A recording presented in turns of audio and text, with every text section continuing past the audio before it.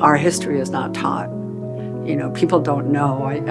I hear at the Board of Fish, it's like people will say, well, I'm a fifth generation fisherman. And, you know, my family has been here such and such. And so this morning when I introduced myself, I said, you know, my family migrated here during the last ice age, and I don't know how many generations that was.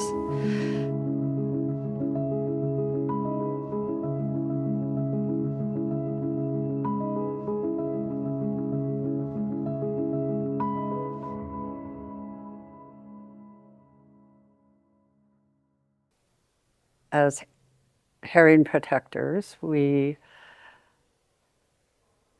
have made an attempt to make it to the Board of Fish meetings, because that's where a lot of course, that's where the decisions are made about, you know, how the sacro fishery will, you know, how much herring they'll be able to take, and you know, the decisions are made.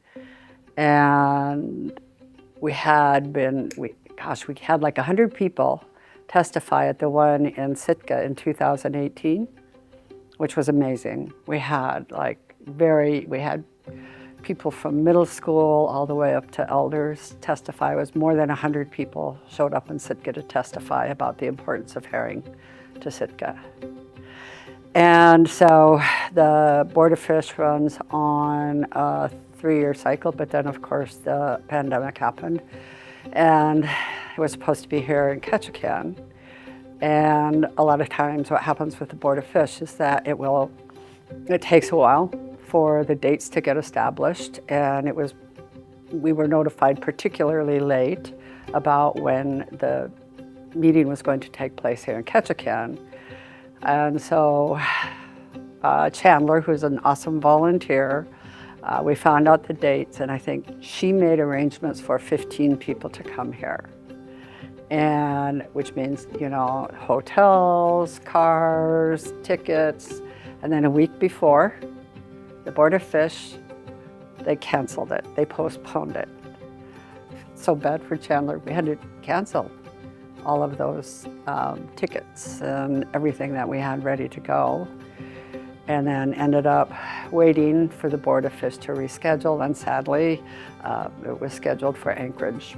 And we weren't able to take as many people, but it's just, you know, one of those things that happens with the Board of Fish. It's largely inaccessible to a big part of, I would say, user groups or people that are concerned about salmon and herring. Yeah. It's really hard to explain atu.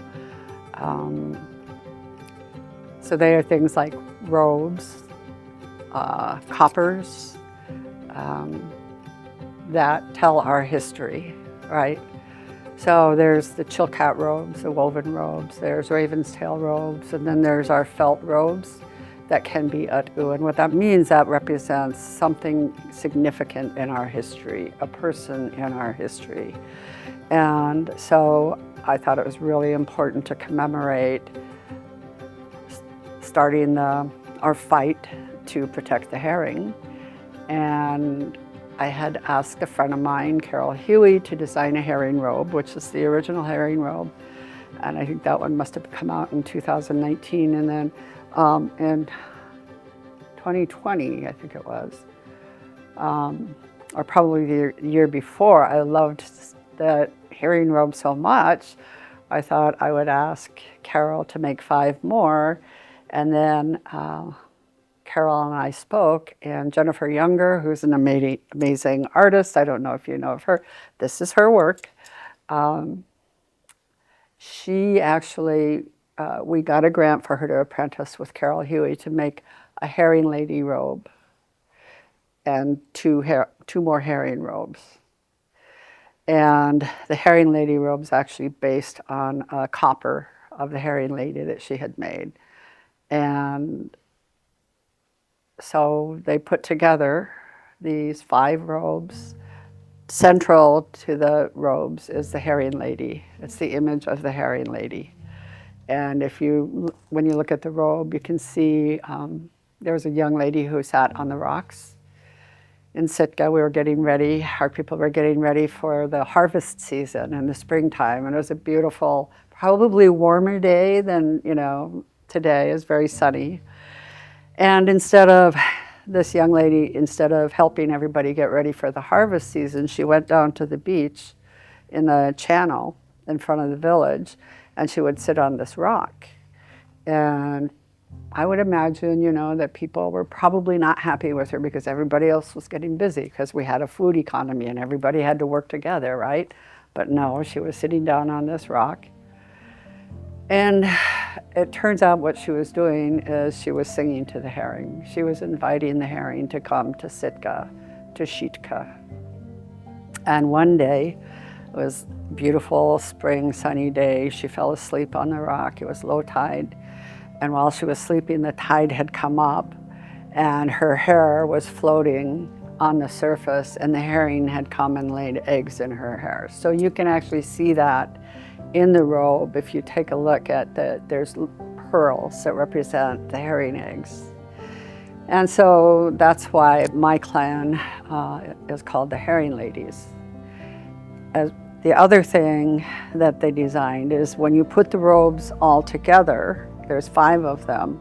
The herring are swimming across the robes, and if you look at it, they're swimming and like in the form of a DNA strand.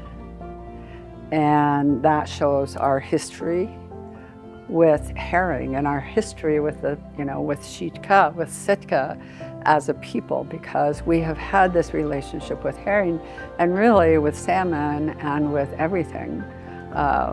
Where we live, and I think it just shows that really, really beautifully.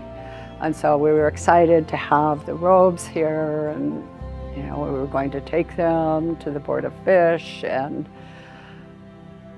yeah, we didn't make it because of pandemic. I'm amazed by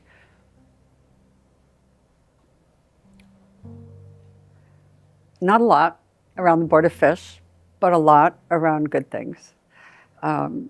Since the last meeting in Anchorage, there's been a lot of good things that have happened for herring protectors. And I really believe that, one of the things about having an oral history and storytelling, which is our original teachings. Like the Herring Lady's story is an original teaching. It teaches us that, we are responsible. We are responsible for our relationship to the waters and the lands. And, tying in the Ku'ik, we are all related. Our elders say we're all related. And the original Ku'ik, the first 2 were probably about 150 people. But the last one was probably in 2023. Yeah, in fact, was probably more like around 600 people. And it came from all over Alaska. And, we center ceremony. Again, that's why the robes are so important. And we center ceremony because ceremony is how we create community and create stronger ties. And it's like using ceremony as resistance to so many of the things that are going on here, right? That so many of the challenges that we as a society have been facing. And it seems to be really resonating with people. And we also had a traditional ceremony. I invited elders to go out. We went out on a catamaran, and I had a tana that I had commissioned, a copper. And a lot of people don't know, but Tenaki, the name came from Tinaki. So it's a bay that's full of tanas. And the way that we would show, it's hard to explain. People will say it's money, but it's a way that we show how much respect and value we have for the land or for the water or for a person. And so I dropped the first tuna I ever commissioned into the water. We fed our ancestors and thanked them, because Middle Island was actually one of the areas of choice for harvesting herring eggs. But with the fishery, a lot of people have not been able to harvest there for years. But Sitka tribe was actually able to get that area closed, a pretty large area closed to fishing. So the last couple of years have been the first time herring have started showing up again. And so our hope is to, eventually have like a caretaker's cabin and boats out there so people can harvest year-round, and we can, help people in need and make sure that our elders are getting the traditional foods, because there's really not enough people that are harvesting traditional foods for elders and for folks. Yep. And then the other thing that happened is we're working on purchasing a building for a storefront, and we're hoping to do cultural-based tours to teach local history. It'll be a walking tour, and we'll see how it goes, and our office. So those are two really big things, I think, especially since, in 2017, what Herring Protectors had was my debit card and about 10 people. The first time I testified for the Board of Fish was in 1997. And it was in Sitka. I was working for the Sitka Tribe of Alaska. And there were, I think, maybe 22 or 23 of us that were testifying for the Sitka Tribe of Alaska proposals.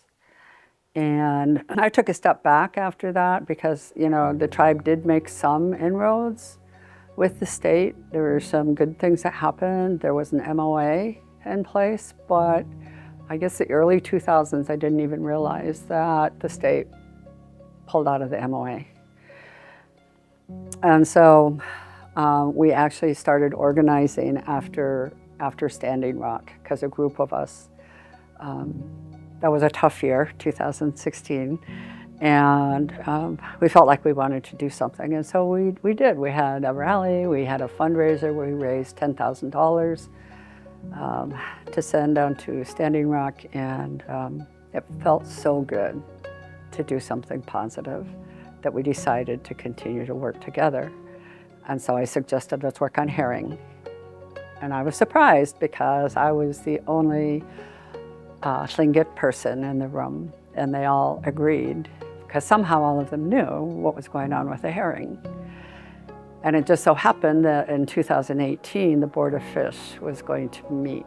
And I was familiar because I had testified in 1997.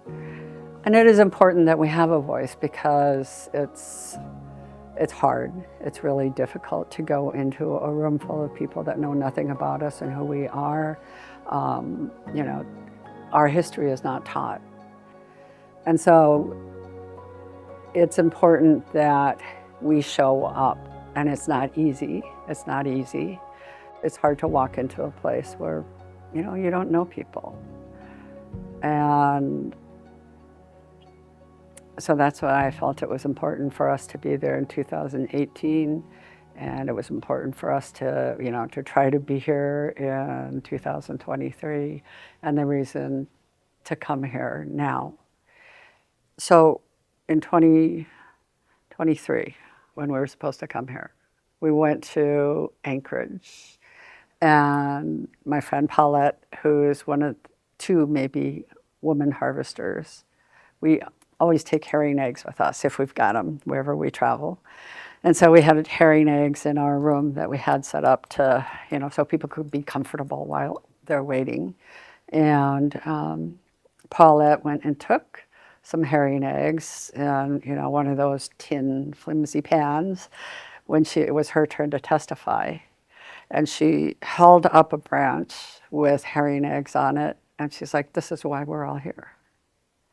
And she asked, "Have any of you ever seen herring eggs?" And on branches, and a lot of the board said no.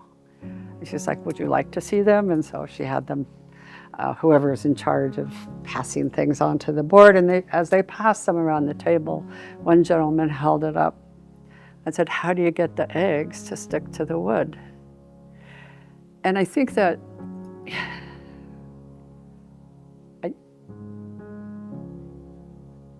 I think that makes it really challenging, even more challenging for us to trust the process. The system is not set up to be inclusive. Because like, in order to get here, right, I think we are buying round-trip tickets for probably somewhere around 8 to 10 people, hotel rooms, food, and there's not a lot of people who can afford that. We do everything that we can to help people, whether it's submitting written testimony. You know, there's like 3 times you can submit written testimony to the Board of Fish. And everybody says, oh, you just go on you just go onto the website and then you go here and then you go there. It's like, look, one year we just went with all of our laptops down to the Resource Protection Department and invited people to come down so we could show them how to do it. Yeah, it's important because you know what? I don't even know how many people before 1997 showed up to testify for our rights. And I think that it's not a very comfortable situation. Of all the things that I do with herring protectors, which is, we help with the harvest, we do the ku'ik, we do many other gatherings, travel to educate people, work on films, just so many, the robes are also, just really joyful. Board of Fish, not so much. But, I'm hoping that we're working on another film, I think that will, demonstrate the importance of us showing up, even if we feel like we don't belong. Because it was really intimidating in 1997 to walk into this room full of, commercial fishermen and some of them permit holders who, at that time, I believe some people were asking for a 10-year moratorium, and they definitely did not want to see us. It's my humble opinion that if Fish and Game needed any help managing, that they would ask for it. I would ask that you please consider it carefully before saddling them with help that they may not need. I've been a crew member for 15 years in multiple different fisheries, and I would hate for a precedent to be set across the state where we're letting an outside interest co-manage. Excuse me, just to clarify, did you mean outside interest or user group? User group, I apologize. Thank you. We're not after people. We just want people to be conservative, because herring could be found all along the North Pacific Rim at one time. And at one time there were, I believe, 14 different fisheries. All of them have collapsed except for Sitka. And Sitka is a source for herring eggs for all of our people, with the exception of maybe the herring eggs on kelp. We've been harvesting herring eggs for thousands of years, and Sitka has been, the prime place. And we do have, like I said, the history. And it's also written in books if people need written history. You can go and check out some of the Russian authors who say, like in the 1700s when they came through, there were as many as 1,000 to 2,000 people from out of Sitka who would come to Sitka Sound to harvest herring eggs. That's how plentiful they were. And, in today's world, sometimes as herring protectors and as tribal people, we're told that, we're taking way too many herring eggs. We shouldn't be talking about the herring that are being taken out of the water just for the sacro, because we harvest tons of herring eggs. But a friend of mine made up a graph of how many tons of herring are taken for sacro versus how many tons of herring eggs are taken. And you have to enlarge the graph a lot to be able to see anything on that graph as compared to the fishery.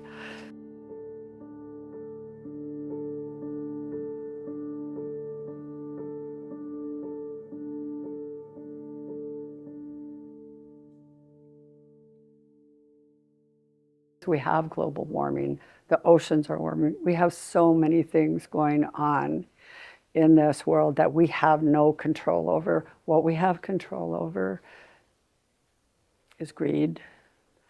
What we have control over is being as cautious as we can. I hate to call it resources, we call them, because we refer to herring as the herring people. We refer to salmon as the salmon people. We refer to the forest as the tree people, because our original teachings say that we all came from one people originally. And so I'm just hoping that at some point the Alaska Department of Fish and Game will listen. I mean, even it's like last year, the estimation of herring in Sitka Sound was close to, I think, 400,000 tons. They were off by 100%. And what the Alaska Department of Fish and Game believes is the maximum sustained yield for fishing is 20%. So they set the quota at 20% last year. And with that mistake, they actually set the quota at 40%. 40% isn't sustainable. 20% it looks like isn't sustainable if we can't count the fish. You know, I have friends that are, deep diving, into the science behind it and into the history and into what the state of Alaska is saying. And what the biologists are saying, that there has just been a huge, huge, huge increase in the amount of herring in Sitka Sound. And, he'll go into, okay, this is the formula, and if they do that, and then this is quota, and this is the, the GHL versus, But he did a really good comparison. He's like, let's say the people who were trying to count the stars back in the Dark Ages, and they were looking up and going 1, 2, 3, 4, 5, 6, 7, 8, and then they got a telescope. It's like, ow, maybe there's more. Okay, 10, 20, 30, 40. And then as their ability to see the stars more clearly, it kept on multiplying. And so if you go back to the way that Alaska Department of Fish and Game was counting fish, was counting herring, back in the 80s, maybe that's what's going on, because it's drastically changed the way that they count. But they said what happened last year is that they accidentally took a portion from eggs that were free floating in the water and based their estimate using part of that. So I mean, that was like millions and millions and millions. And so that made them overestimate by 100%. But nobody's addressed it. Nobody's raised the question as how they could be so far off. Herring should be a forage fish. My friend Richard Jackson talked about the state of Washington has a code actually regarding herring as a forage fish. Forage fish, right? Keystone species, whatever you would like to call it. So Richard came and testified and to help us. And I think that people just need to be more aware of, come on, the fisheries are with support.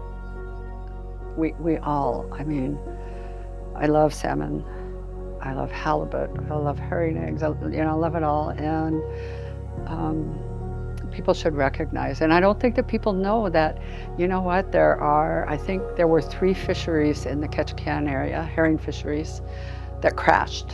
The herring population crashed, and Richard Jackson spoke to that also. So how is it that we think that the state of Alaska is managing the last one in a way that is sustainable when the other fisheries that they managed have crashed.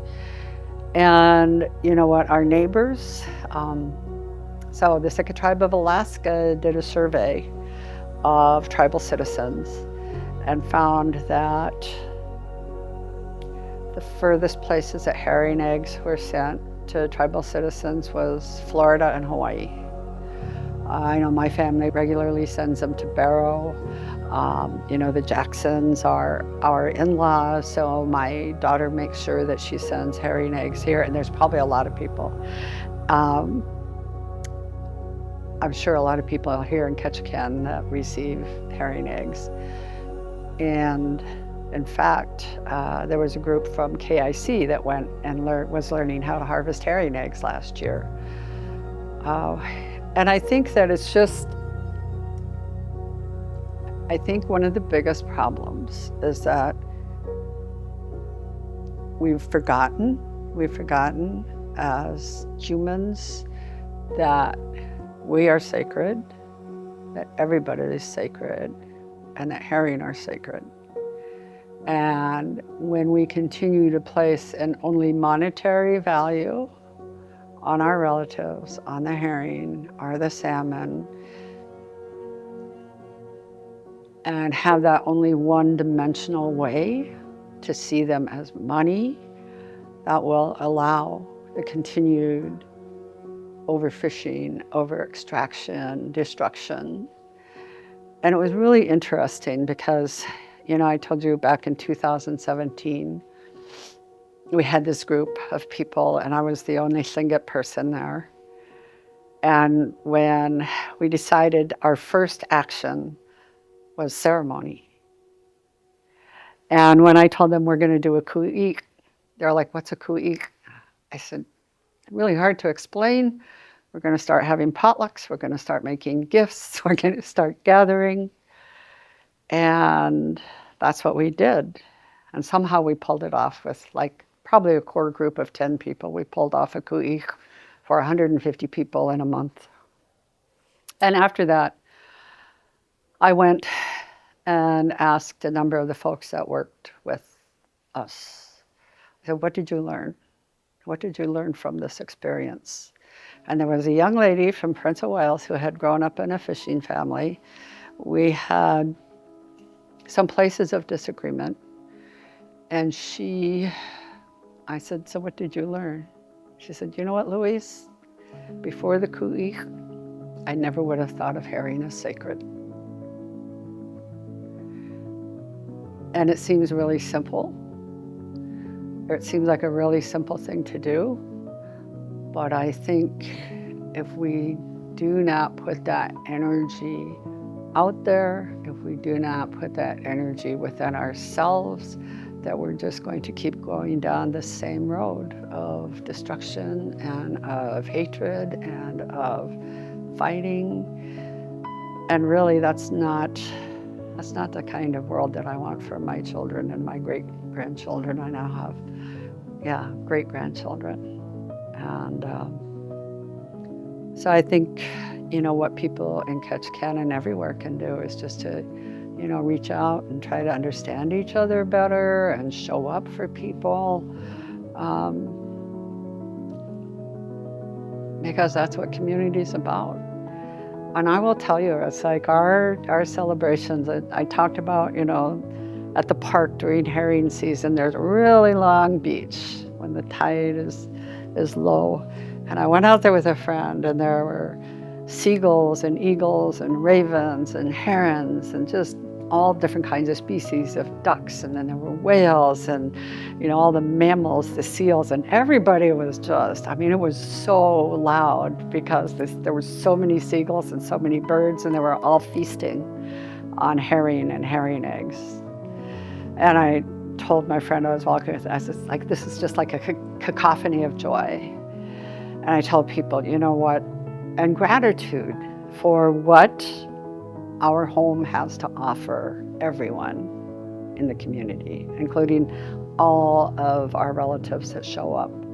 And the hope is through the ku'ik and through ceremony, we have that same cacophony of joy around each other and about the place that we live and all of our relatives. I hope that's what people are looking for, and you know, it can be found. It can be found.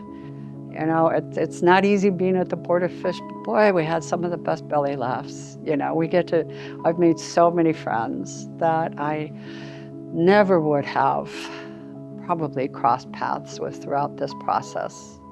Because I have to tell you, that when we first got together, we were going to do a fundraiser for Standing Rock. And so usually, like, I would be with my family, my daughter, and we would do, you know, the fry bread and clam chowder. And so I was talking to another friend, and she was like, "Oh, there's this other group that wants to do a fundraiser for Standing Rock. You guys should work together." I'm like, "Yeah, that sounds like a good idea." I said, "What are they going to do?" She said, "Yoga." I'm like, that would not have occurred to me. That probably been, you know, if I ever thought of it, it would have probably been the last one. But I was like, okay, let's do this. And it was pretty amazing what can happen when you know, you can put aside your differences, if you have fun different ways, or if you live your life different ways, you know, come together for a good cause. Yeah, it's a great way to build community. Anyat Kusani, honorable people of the land, I really hope that you can take the time to watch our film, Yáa At Wooné. Yáa At Wooné means respect for all things. And I think it goes even deeper than that. I hope you learn a lot from the film. We put a lot of time and good energy into it. And if you would like to see it again, it's on our website. Kh'asheechtlaa, thank you.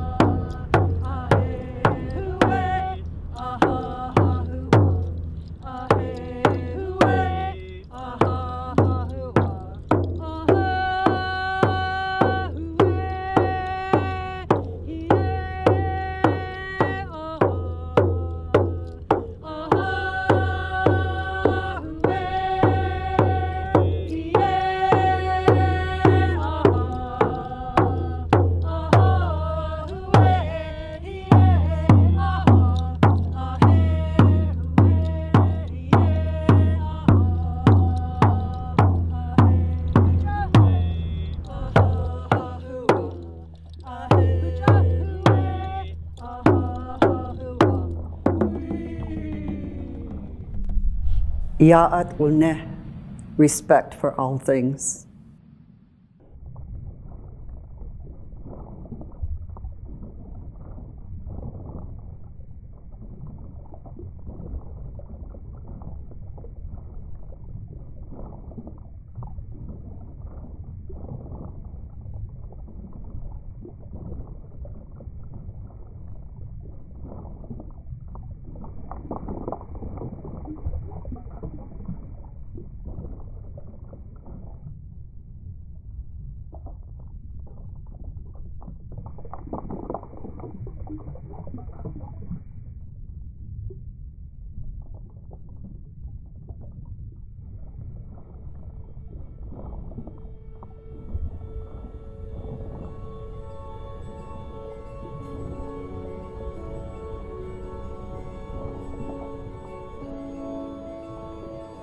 Herring feed everything, not only the people, but they feed just about all the fish, the whales,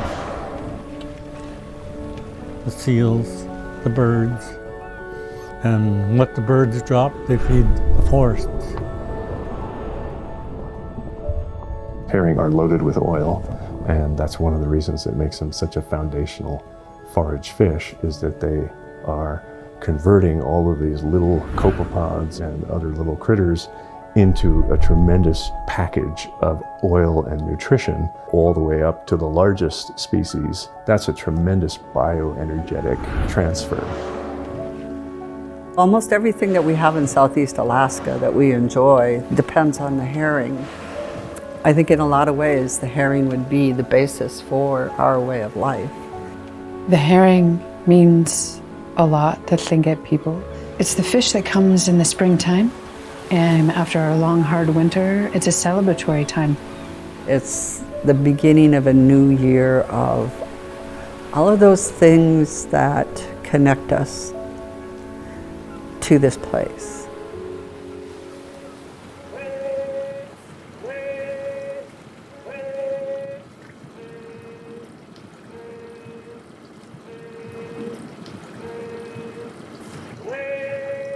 There's stories of when Sitka was the hub and the villages would come and gather by the thousands. People would come by the thousands to gather herring and herring eggs in the springtime.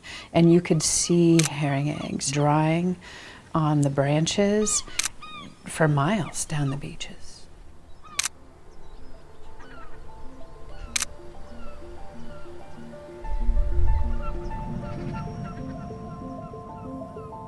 All of the people in the village would start coming out and start preparing. There was one young lady who wouldn't be working, and she instead would go down to the beach and she would sit on this rock. It turned out that she was going down to that rock and she was singing to the herring. She was inviting the herring to come to her, and they came to her because of her respect for them. She fell asleep one day on that rock, and when the tide came in, her hair was floating in the water, and the herring came and laid herring eggs in her hair. That's why today, Kiksari women are known as Kh'asheechtlaa, the flipping ladies or the herring ladies. For thousands of years, we were able to feed thousands upon thousands of Tlingit people every single spring. Everything's connected, and we respect the things we eat.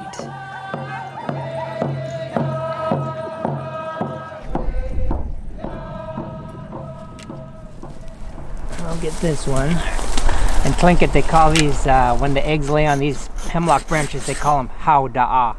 That's what our people call them. And of course, we want to thank the trees. Asquani. Thank our trees for giving up their lives for our lives.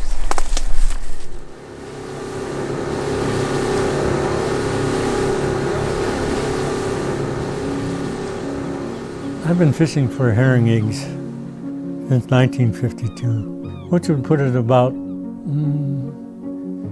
68 years or thereabouts. I had learned from my dad about how he tied the trees and how you have to know the area. You have to know where there's sand, you gotta know where there's rocks, you gotta know the type of bottom you want it to sit in. You also gotta watch and see when the herring settle down and stay in one spot.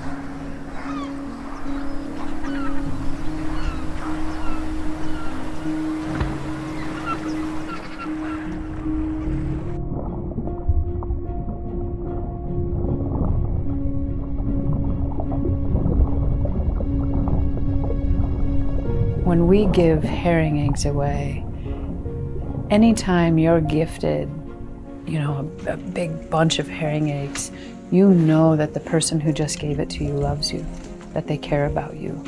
It's more than just a physical gift. It's an emotional gift. It's a spiritual gift.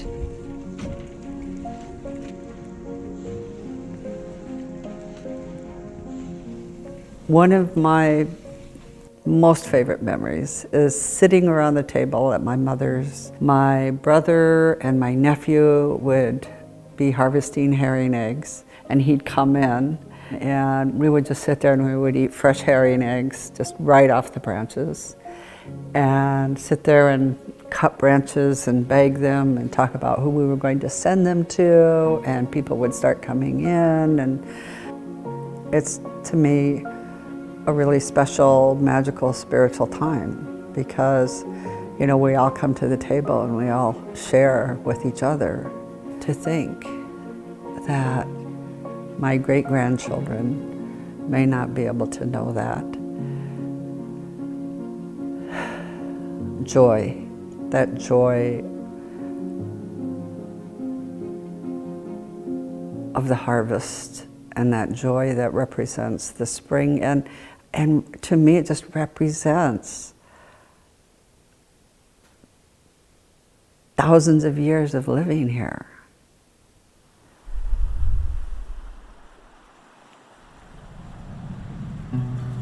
The herring are disappearing from Kh'asheechtlaa, from Sitka Sound, and herring have been here for thousands of years.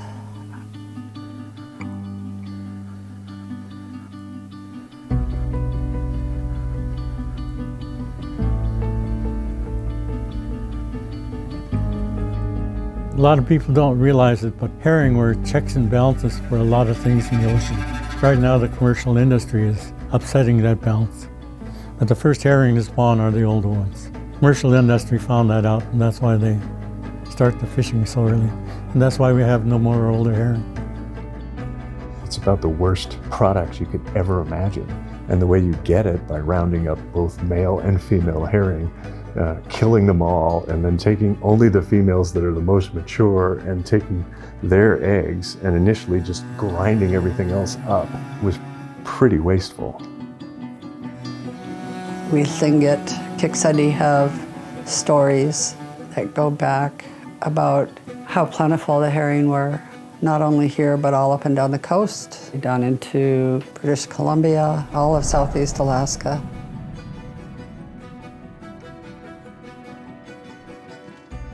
Everywhere had herring, and the Alaska State Fish and Game came in and created herring industries, which were wiped out to near extinction in 11 other locations and are now mismanaging this one.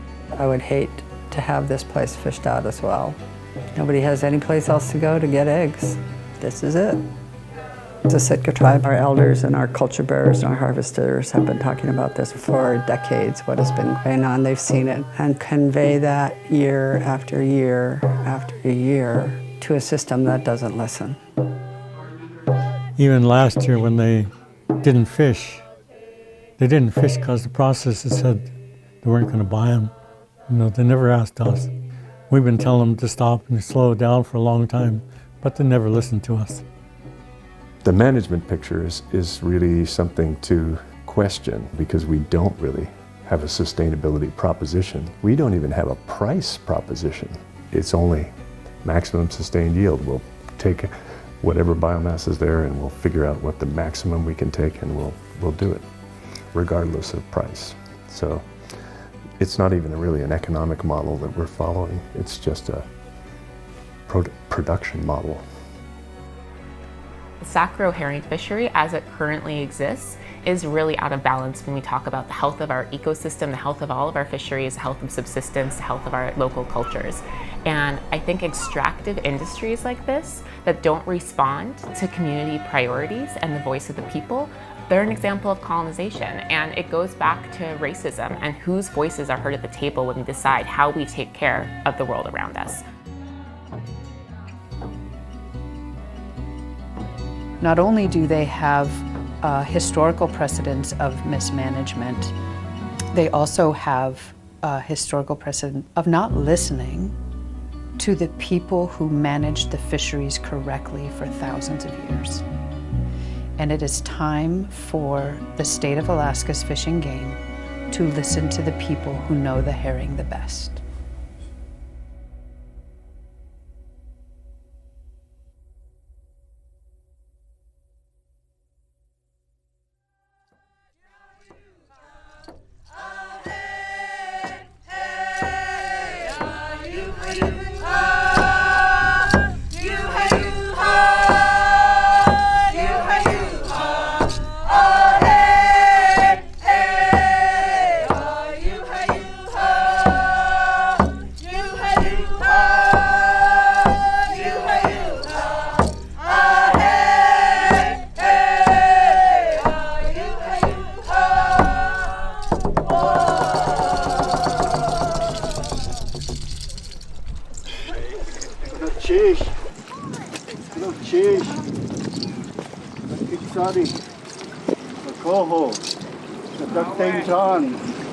All welcome you to the herring celebration. Kh'asheech for bringing your paddle and paddling over. Kh'asheech, welcome, welcome.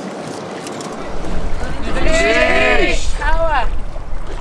Kh'asheech, Kiksadi! Kh'asheech! Thank you for letting us come to your shore, your ancestors' land of Kh'asheechtlaa. Kh'asheech! Kh'asheech!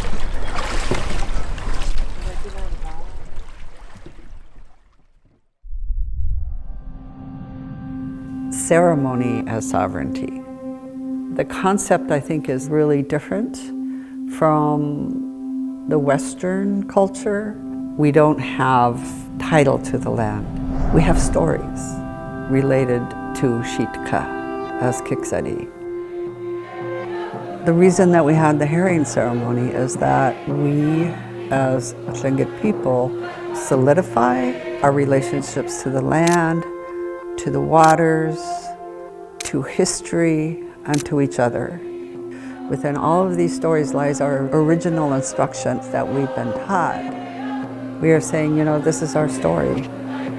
It is a celebration and a mourning at the same time. And to allow us to have a space to come together to hurt about it is really, really important. And then also to network together to see what else it is that we can do. It's where we make peace and we invite the guests. It's like the notary public. It's like if anybody questions what our relationship is, everybody there was a witness to say, yes, the Kiksadi, the herring rock belongs to the Kiksadi, we were there. We have a spiritual connection to all of these things, and it's all of our responsibility to take care of everything that you see in the Tongass. It's this very meaningful traditional ceremony, but for me personally, it was a way to understand my neighbors. It was a way to understand more about the Tlingit people and my own role as a white person and my own role in relationship to the herring. So it was a really beautiful gift to be welcomed into this ceremony, and it meant a lot to me personally, and I think that that experience was felt by a lot of people in this community who really got to experience the richness of coming together in ceremony to honor the natural world on which we all depend.